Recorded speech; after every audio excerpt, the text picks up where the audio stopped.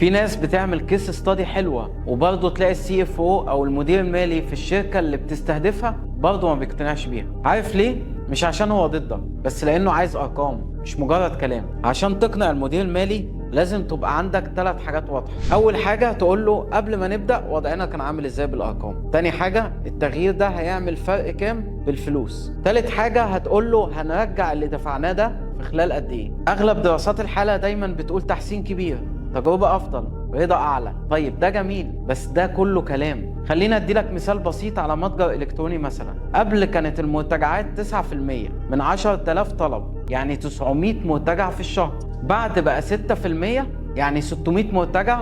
الفرق هنا 300 مرتجع اقل. لو تكلفة المرتجع شحن مع فحص مع اعادة تغليف $6، يبقى التوفير هنا بيكون $1800 شهريا. لو تكلفة الحل $3600 بيكون وقت الاسترداد ساعتها شهرين. السي اف او مش ضدك، هو ضد الغموض. لو خليت دراستك تبقى قبل مثلا بفرق فلوس وقت استرداد هتفهمه بسرعة. لو عايز تمبلت للكلام ده اكتب لي في التعليقات B2B.